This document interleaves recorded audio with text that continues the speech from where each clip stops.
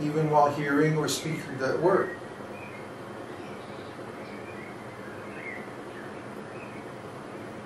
So to experience full consciousness is really very rare, because most of the time we actually have misunderstood words and symbols.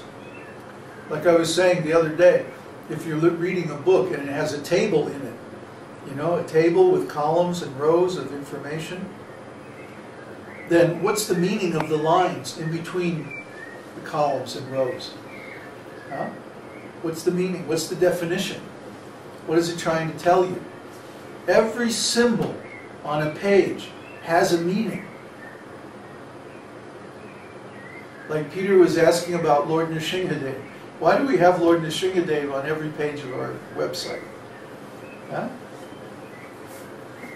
Come here. Huh? Why do we have Lord Nrsimhadev in our bedroom? And on the altar? And on the website? And everywhere? Huh? Because he's the protector of the devotees. And if you read the story of Lord Nrsimhadev, you'll see why. Every time someone becomes a devotee, and we've seen this, I don't know, thousands of times, there's somebody who opposes it. There's somebody in their life who says, no, I don't want you to become a devotee. I want you to stay in material consciousness. There's always a fight. Huh? Is there anybody who became a devotee who can remember that there was absolutely no resistance whatsoever from anyone? Huh? I don't believe it. There had to be. Just like when I became a devotee, I mean, after playing around with being a devotee, I mean, by becoming a devotee, I mean actually making a commitment to being a devotee. I was playing around with being a devotee for years, and nobody minded that. But when it was time to actually become a devotee and make a commitment to living in the temple, and being a full-time student of my spiritual master, a disciple, then everybody in my life at that time freaked out. They freaked out. They were going to beat me up. I was in this really good jazz band.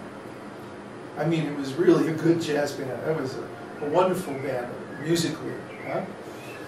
I was the only white guy in the band. That's how good it was. It was the real thing. And we used to play in and around Orlando, Florida, Disney World, and like that. So when I announced that I was quitting the band, they were like, "You what? You're going to do what?" Well, I'm going to go to Miami and join the temple and become a Christian monk. Right? You jive-ass turkey. We ought to beat your ass up. Why? You know? Cause you're going to join them Hare Krishnas. They just couldn't deal with it. They couldn't deal with the reality. And, you know, Florian's got his story to tell, and Connor's got his story to tell, and Uddhava, oh my God.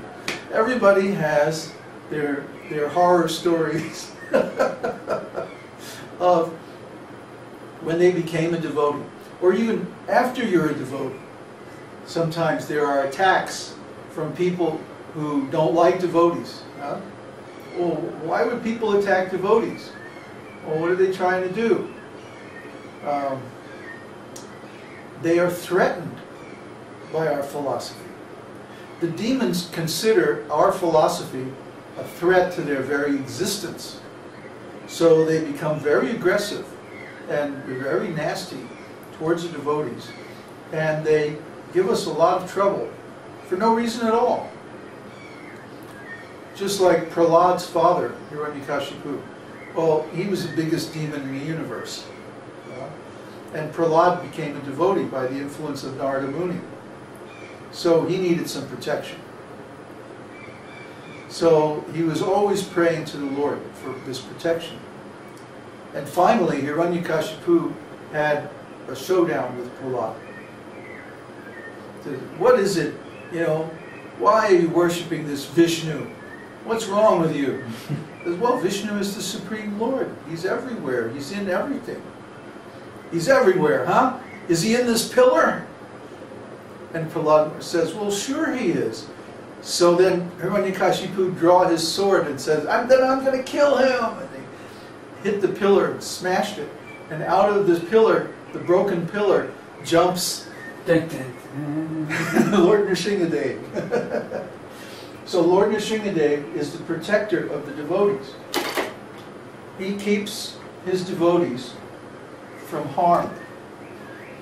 And of course, we're doing something very innovative in devotional service because we don't have a big organization and we don't want a big organization. In fact, we don't want any organization at all. We want everything to be personal and simple and intimate. So the people who depend on these big organizations see us as a threat. They don't like us. They don't want us to be doing this because they want to perpetuate the myth that you need a big organization to be a devotee. That way they'll have a job. They'll be able to continue their activities of managing and so forth, which they really enjoy. But we don't enjoy management, we don't enjoy politics, we don't enjoy controlling others or any of that kind of stuff. We just want to give people this knowledge by which they can stop the suffering of material existence. So we need some protection. We need some protection, so we worship Lord Nrsingadev. We worship him by putting him on each and every page of our website. And so far, by the blessings of Lord Nrsingadev, we haven't had any serious disruptions in our site or in our community. So we're going to keep that up. That's a successful action. We're going to keep doing that.